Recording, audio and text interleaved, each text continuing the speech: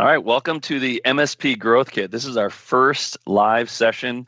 My name is Nate Austin. I work with MyTech. We've got Steve Wright of NextTech and Brad Scow of ConnectWise, the IT Nation Evolved peer groups joining us.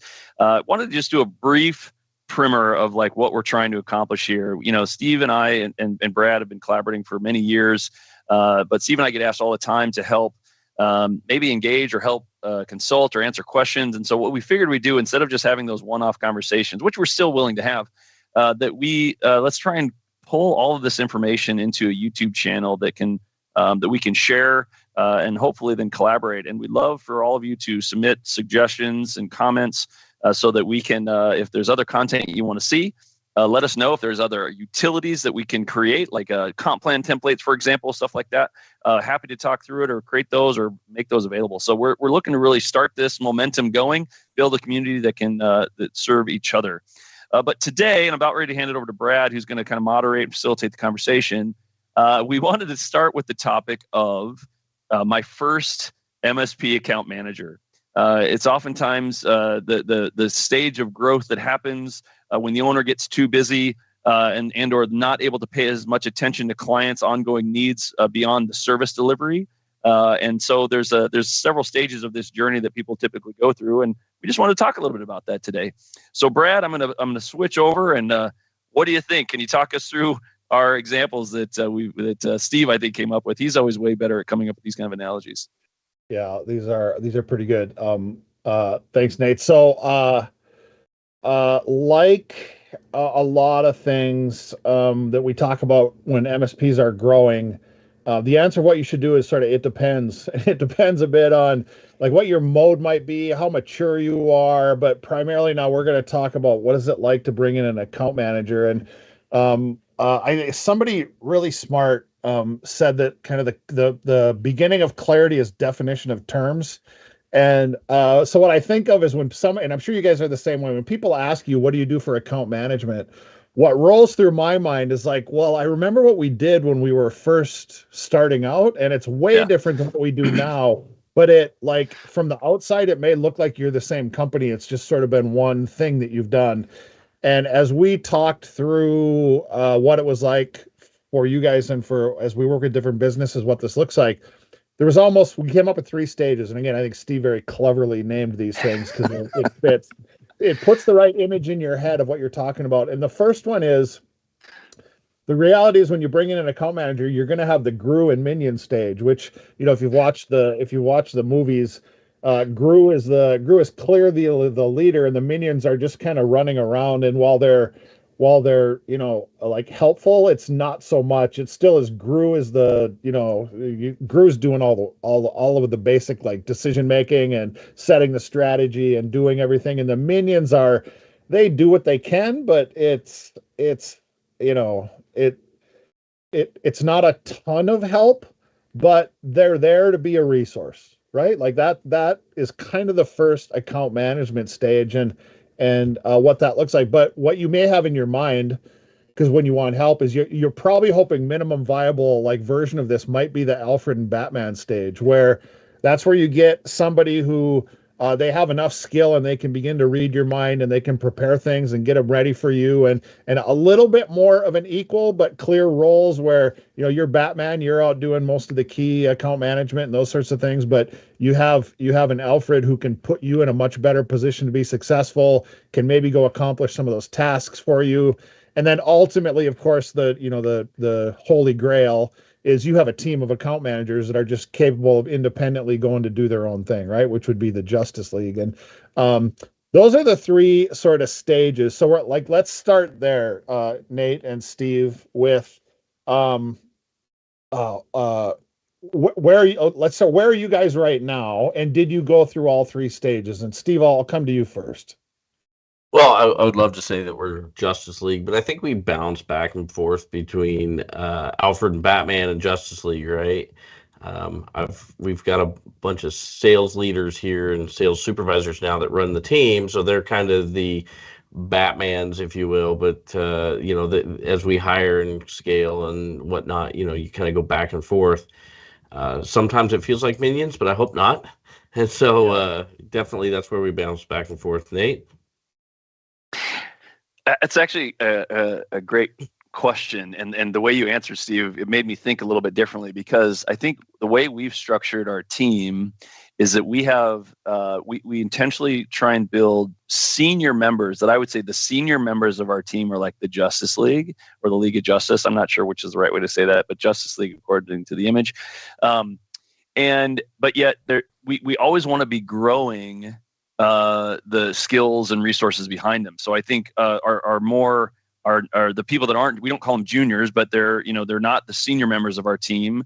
They're probably more the Alfred to the to the senior members as a Batman, right? Or to the, so I do think it goes back and forth as you're developing your team, because I don't think you ever just have only a senior skill set or only the Justice League of expertise. I do think you're continually trying to grow them. And I could even argue that some of our entry level sales roles, like our sales admin role, they're probably more like the minions, right? So maybe it's a combination of all the above. It just depends on the role and where their maturity and development. I didn't even think about answering the question that way until, Steve, you said what you did. So I really appreciate it, because I think that's a way more accurate way to describe it than just presuming that, everyone on our team is at the Justice League level.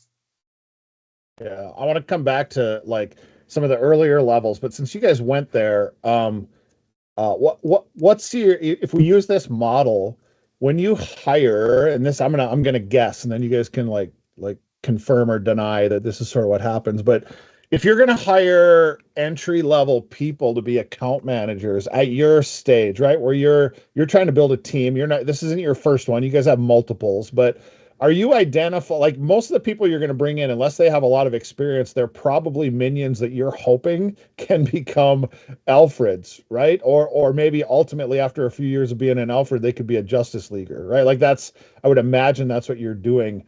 So do you look at it that way when you look for account managers? Like, are you happy? Do you look at them like, yep, they're going to have a lot of energy and run around, and hopefully we can shape them into something that can be a part of our team ultimately? Nate, I'll come to you first. Like, what do you think when I say that?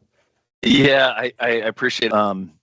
Well, first and foremost, I think one of the challenges that we had relative to that is when we used to just have hybrid reps. So I had these senior hybrid reps, so I could argue the Justice Leaguers, and then we would have like the entry-level minion role. And relative to this conversation, the piece that we're missing was kind of like the account management level role. And so we would hire these minion level folks, and they didn't have a path, because to jump from minion to Justice League was impossible. Yeah. And so we had a lot of turnover in that role. And so part of the ability to develop people in your organization, you had to create opportunities for growth paths for them. And so we very much oftentimes start people at the minion with the hope and the desire that they might either be able to go into an outside salesperson or into an account management role. And even if we hire them at that Alfred level, we still train them oftentimes on the minion level stuff, because we want them to understand what it's like. And if that minion level person is on PTO or sick, or we're having to replace them, we need them to be able to do those functions as well. But I do think that we rarely try and find, if we're hiring into the account manager level or kind of that Alfred level, we typically are not looking for minion level expertise. We're looking for a little bit more expertise in that. So they've demonstrated some autonomy, they have some sort of experience, but they still might be executing at the minion level to start, right? Because they're just brand new. But if we hire entry level, we're definitely hiring entry level. But if we hire to that mid-level account manager, outside salesperson, we want some level of experience. We've not had success bringing someone like their first job being above, kind of at the Alfred level. We haven't had success there at all. Steve, what about you? I'm thinking about this a little bit differently. As I look at my own career and I look at most of the leadership in my sales team, we were all brought in as minions. I started as inside sales, and then became outside sales, and then became sales supervisor, and eventually a director. And I look at all the supervisors that I have, and they follow that exact same path. I think if I could define ideal success, I would love to do that, meaning starting them as minions, graduating them each step, because they understand the role from top to bottom, and I think they're more successful. The problem is every once in a while Wonder Woman is on vacation or leaves the Justice League for whatever reason, and I need a new Wonder Woman, and it's like the stable's empty of minions, so I've got to hire a new Wonder Woman, and boom, she from day one is labeled Wonder Woman, and we spend the first year just kind of really struggling both. I think Wonder Woman in this case struggles to be like that vision of being Wonder Woman. It's a tough, like, set of bracelets to wear, if you will. See what I did Yeah. there. That was good, Steve. Yeah. You like that, but like they think they should know everything and be able to defend everybody and be like Wonder Woman, but meanwhile they're like minion skills, and so I think that causes a lot of stress both for the organization and for the person being Wonder Woman, and so that's Yep. where I'm like, the facts are we hire Wonder Woman just immediately out of the gates, but I would really like, if I could have all my dreams, is hire them as the minions and grow them so that they could grow their skill set and like grow into the roles and the pressures and all those things. But I don't want to pretend like that always happens. Yeah. Hey, if I may jump in on that, Brad, because what Steve, just to validate what you said, we probably have a success rate of 20 to 25% at best, hiring like what Steve described, hiring someone in at that senior level or the Justice League level, and being able to retain them. So one of the things that we've tried to do, if we end up having to do that, because like from a the problem is that there's not a lot of experienced people in our industry that have done exactly what we do in our industry, and that's one of the challenges that we face, is because we're trying to find comparable experience and bring them in at that Wonder Woman level, but there's very few that really exists. And so from a title and role perspective, even though we might hire someone that we think can be a Justice League or a Wonder Woman level, we actually do not give them the title of a senior until they earn it internally. For that reason, because it's really hard shoes to fill, where they might come in at a comp level that would justify a senior. We don't give them the title of a senior until they earn it, because they have to prove themselves. And that's just something that we felt, and that has helped us a bit, but it's still really hard to do that. To your point, Steve, I just wanted to validate that. We've had the same problem. So Nate, you just call them sales rep or account representative or something like. Yeah, so if they're an account manager, we just call them our title. We call it business technology manager, and then there's a senior business technology manager. Okay. So maybe they come in at the experience level where it could warrant them being a senior, but we'd hire them at the business technology manager level, title wise, and they need to earn the senior title, because there's specific criteria that we internally have for senior people on our sales team, and if they haven't proven that yet, they haven't earned it yet. So we don't give them that title. Which you've said they haven't proven it, but it works backwards. The way that I said it is like they feel the pressure of, if you would give them that title of, like, I assume the quotas changed and all that other stuff too changes. And so I love that concept. We don't really distinguish it between that. I really like that, Nate. I think that like gives them what they need pay wise to get up to the skill set, but it doesn't give them that stress from day one of like, you need to be Wonder Woman. Like, you can be a minion or an Alfred. Yeah, and then we end up putting a learning path in, right? Then that's really part of their learning path, as far as like, these are the key things that I'm expecting you to learn, and I'm expecting you to demonstrate and prove before you can earn that title, and potentially extra compensation. All right, so we've kind of drilled in a little bit between the Alfred stage and the Justice League stage, how do you get people there? But let's back up, right? Put yourselves in that position where you guys were selling, and you were like, you just needed help, right? This is way back, right? Like your first hire, for your first hire. I'm trying to think of if there even is a rare exception. Like, it's almost never a hunter, because owners are buying from owners. You have to carry a certain amount of gravitas, and you just can't afford to bring those kind of people in, nor could your business handle it if you did.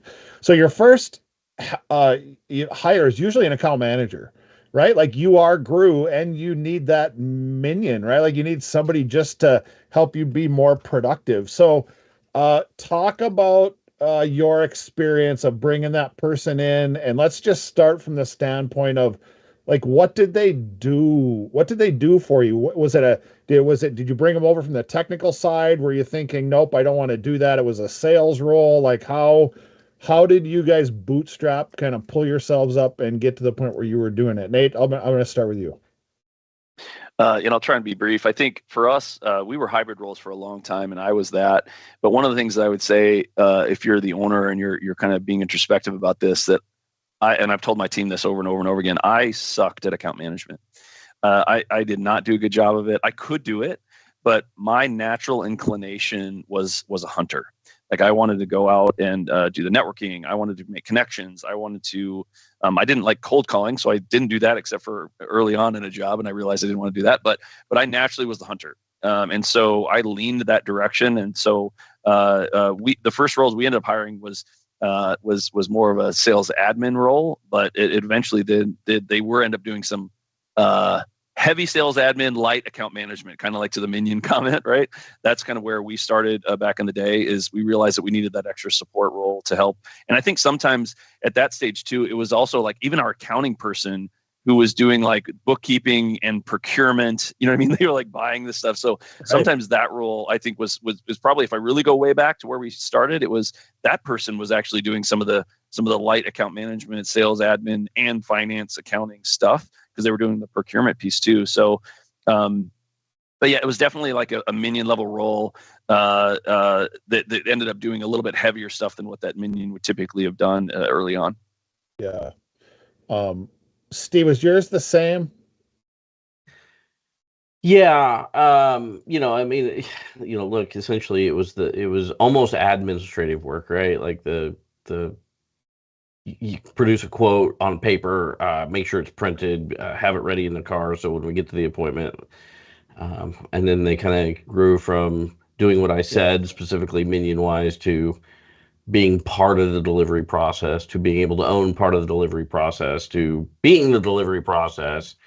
That's what we definitely did. And recognizing our processes were zero, right? Like we just winged it.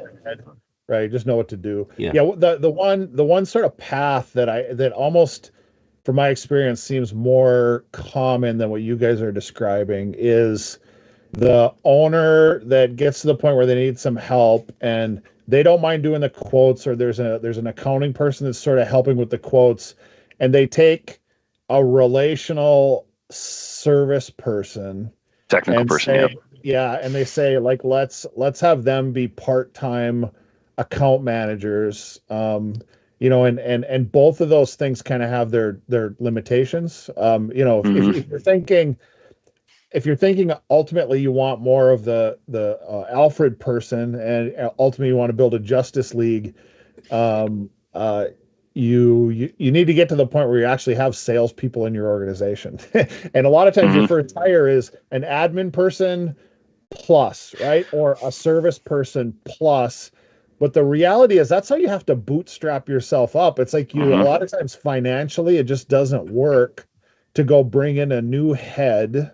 Not only financially does it not work, but a lot of times as an owner, you don't have the time to sort of pick a minion that's going to come in as a salesperson and do all of the training, because you're trying to take things off your plate. And when you just go hire a minion, it adds more to your plate if they don't know what they're doing. So it's super nice to take somebody who's kind of productive, kind of gets the flow of what you're doing, and elevate them into an account manager role. But a lot of times it doesn't last that long, right? So Steve, talk about like that. When I say that, what comes to mind for you? And you're talking, Brad, kind of along that path of their trajectory. Maybe I'm not following you on that. Yeah, right. So there's companies that will pull the service person over and try to make them an account manager, or take like an accounting person and try to make them an account manager. At the end of the day, the service person wants to like fix problems.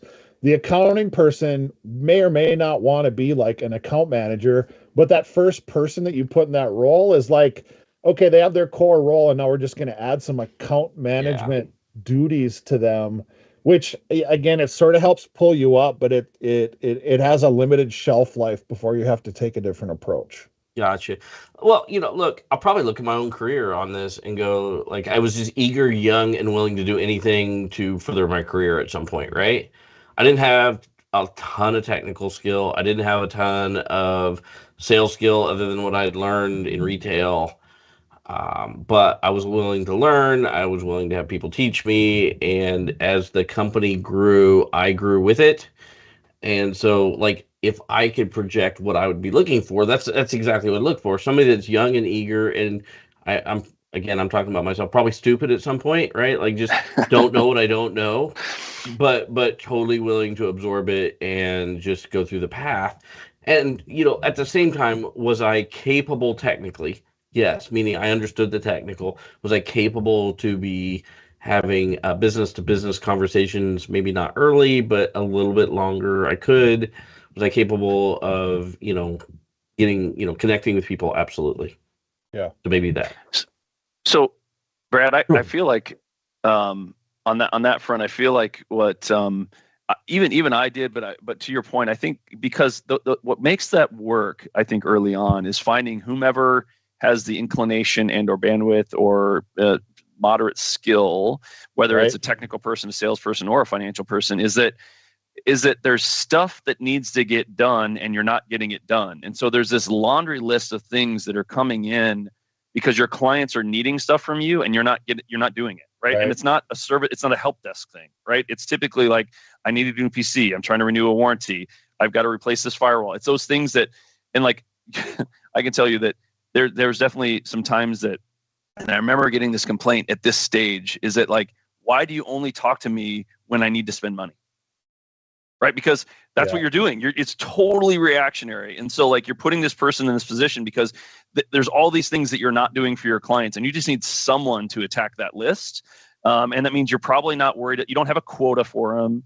Like, you might not even be getting good gross margin on your products because as a sales or as a technical person, they usually feel bad. And I remember feeling this bad when I was first starting this. They feel bad that they're making some margin on hardware. So it's like you get from this place of just like reacting to your client's needs, and sometimes that reaction is that you just got to notice that their warranty expired and they need to replace it, and you're like, gosh, I know I should have told you a year ago that you have to spend $20,000, but I'm telling you now 2 months after your warranty expired. Like that's kind of the place that you're in. And I remember being in that place. But I think then it starts. That's I think the short-lived life of that is your clients start not liking that, right? They start giving you feedback like, this is not good. This doesn't feel right. I'm asking you to be my advisor, not my reactionary person and transactional firefighter. And so I think that's some of the things I do agree that's where you start, and anybody can fill that role, but then you eventually have to get to a more proactive state. Yeah, and I think that goes to, when you first need it, a lot of times the driver is just as the owner, sales leader, you just need more kind of marginal time. Don't want to worry about some of these kind of things that might fall through the cracks. So you assign somebody to help with all of those sorts of things till you realize that they've just become an extension of how you muscled everything together. And you realize, well, we actually need our systems and processes that catch this stuff, that drive it for us, right? So it kind of goes from when you bring that person on, is it a reactive to you role, or is it proactive to take better care of your customer? Like, and it's kind of all of the above, right? Like it's sort of, we talk a lot about there's different like skill sets that you need. There's different things that have to mature in your company, and there isn't a clear, here's the exact roadmap of what that looks like. It's sort of a choose your own adventure based on the skill set and the organization that you have as you're kind of trying to figure out how to go from this blob of activity to something that you can actually like kind of carve out roles and processes and begin to hire and put people into, right? Brad, what I was thinking is like, this is the definition of where you need a self-starter. Somebody that, some new technology that you sell to one customer and are like, you know what, I think these other 8 would love to buy that thing. Yeah. And they just start positioning it, or they don't understand something about the new Microsoft 365. So they spend an evening or a weekend, like figuring out what that stuff means and the value to the customers. And they are invested in growing, versus the opposite of that would of course be like, tell me what to do and when to do it, and when I'm done with that, I'll come back and ask you what to do. And then but the problem is that just sucks a ton of your time because you have no time to tell them what to do. Yeah, and it's interesting because that same phenomenon happens on the service side where, at first you want jack of all trades, people that sort of like what needs to be done, roll up their sleeves, figure out a way, kind of just go do it. Like you really value that until you get it documented, and then you have your process, and then those people like don't really generally like to follow processes. They're like they want to go figure out new things.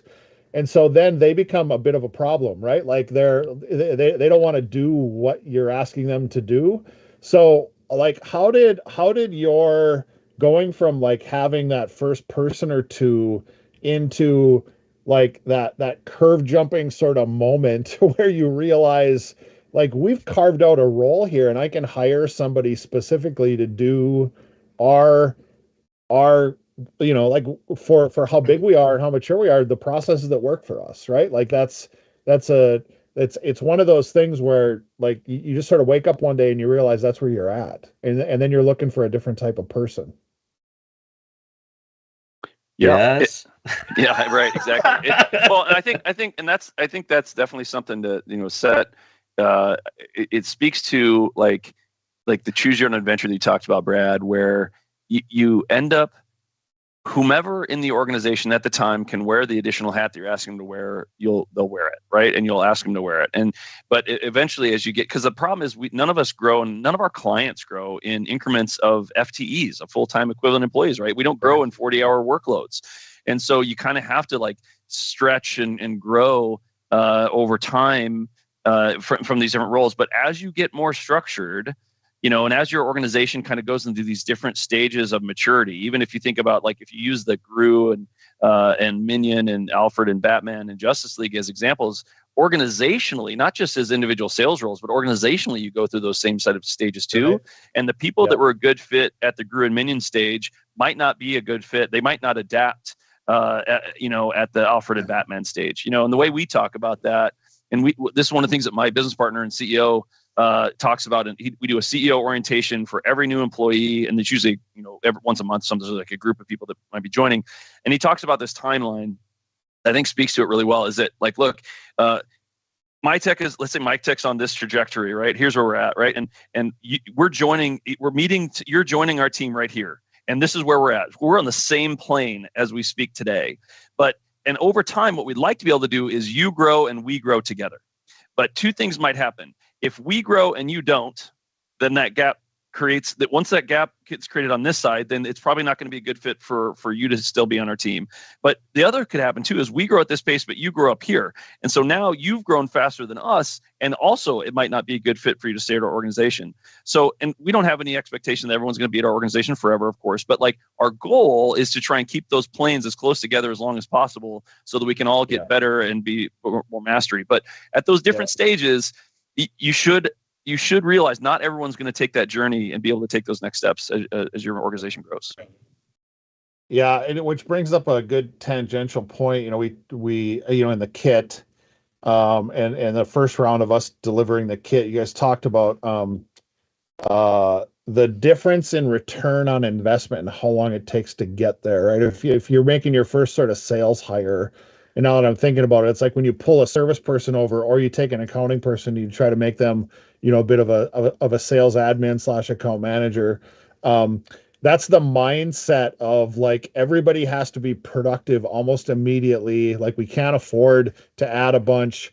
And another curve you have to jump is sales ultimately becomes much more of a kind of risky investment to bring people on.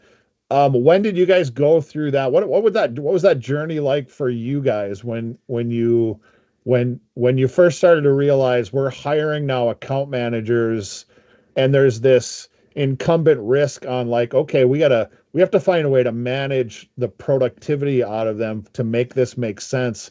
Way different than you do when you're a service person and you can just get hourly billing or put them to work on contracts right away. Steve, why don't you take that first? I can probably talk about more of the mistakes than I can the successes of that. I've seen other people repeat it. Like first thing you do is you hire 3 people because you're like, well, one of them will work out. Well, then you've tripled your cost, and then that whole model works worse, and all those things are kind of a problem. Then the next thing that you do is you hire somebody, and 6 months in, while they're doing what you ask them to do, they're not producing or paying for themselves or, hitting a full rate return quota. So you fire them and you start over, which then that's probably when you start hiring 3 at a time. So that's more the path that I've seen and I've experienced. Or you hire the sales manager first because, I don't want to manage the salespeople anymore. So now we hire a sales manager. The problem is we're not ready for a sales manager. Like, those are the mistakes. We could probably spend an entire episode talking about that. But Nate, I think we share some common experiences there. Yeah, on that front, I think that we grew with, again, as I mentioned before, hybrid reps, right? So I was a hybrid rep myself, and when we were at this juncture, I actually divided my book of business and hired two people. They wasn't at the same time; they were about a year apart. So I had. Again, and because I wasn't hiring a hunter, I wasn't hiring a pure hunter that had no revenue to support their cost. I hired hybrid reps that actually did have a book of business. Now, they weren't optimized when I brought them in, but they did have a book of business to help me cover their costs, and it was worth it because I saved a lot of time. But I think where Brad, to your comment of the riskiness is, you start that, but you still don't know whether or not they're going to be successful, right? You still don't know those things, but at least you've got some revenue coverage. And that's one of the reasons why, as you know, Steve and I have talked about this over the years. I wish I would have actually just had an account manager, and I could have just kept selling because I was good at it. Instead, I ended up being a sales manager to hybrid reps that were they were decent to okay at account management and barely okay at sales, but I was still feeding them a lot of it because it was my network anyway. So what I wished I would have done is hired account managers to take the book of business that I already had. So there was less risk because I already had the revenue to cover their cost, but then it freed up my time to go sell more until it warranted for me to go hire that hunter. So I think that's one of the things too, Brad, that when we talk about this is that sometimes when people feel like, well, that I need more sales, that they want to hire an outside salesperson. Well, until your processes get more mature, that's where the owner needs to continue that role. And that's what we've been really talking a lot about for all these reasons we talked about today, as well as, just because of the cost and the risk associated with hiring a hunter and the duration it takes for them to get to autonomy, which is, 12 to 18 to 24 months. Right. I love talking war stories and battle scars and strategy. See, we could like dive into this all day. We want to keep these things to about a half an hour though, and we're about up at that time. So we want to do more of these. Nate, why don't you talk about what the plans are going forward for this? Yeah. So I really appreciate it. This is kind of Steve and Brad and I wanted to collaborate on some of these things. So we plan on hosting these sessions once a month. And our goal is to just keep talking about topics like this that are applicable and pertinent to sales leadership and growing a sales team. So for owners that are trying to grow a sales team, or if there are other sales leaders that are trying to grow, we feel this can be value to our team members that we're trying to grow them as well. So we're plugging our team members into these conversations. So ultimately, that's what we're trying to do. And we definitely are trying. We'll stay tuned for more. We're just starting, so give us some grace here. But our goal is to try and provide a community and hopefully build a community where we can all learn from each other. So in the end, that's really what we're trying to do. So Stephanie's producing the stuff behind the scenes. So there's going to be some links to be able to subscribe or or share this stuff, because again, the more people we can get into the community, hopefully the more collaboration we can have and the better value we can bring to everyone. So that's ultimately what we're trying to do. Yeah, well, I'll add one more thing, Nate, because we haven't brought it up yet. But we spent a lot of time picking your brain last year and building the first version of the kit. The kit's available with all kinds of resources and videos as part of it. If you go to hub.connectwise.com/growth kit, you can download it for free and take advantage of a lot of the stuff that Nate and Steve have already put together. Yeah, thank you, Brad. I forgot about that, but that's definitely something that appreciate the collaboration that we had with ConnectWise to do that. And actually this is an outcome of that, because by going through that process with the Evolve peer groups in particular and sharing that information, we just kept getting asked questions. You guys consult, and Steve and I are not trying to bill ourselves as consultants. And so we figured this might be a way where we could then augment the kit and augment some of those one-time videos that we did through that series too. So thanks, Brad, for the collaboration and for participating. Steve, thanks for the always wonderful analogies. I love it. You have a unique way of breaking stuff down in a way that just totally brings some humor as well as some visuals that I'm not as good at. So I do appreciate that part of it as well. Any final words, Steve, before we sign off?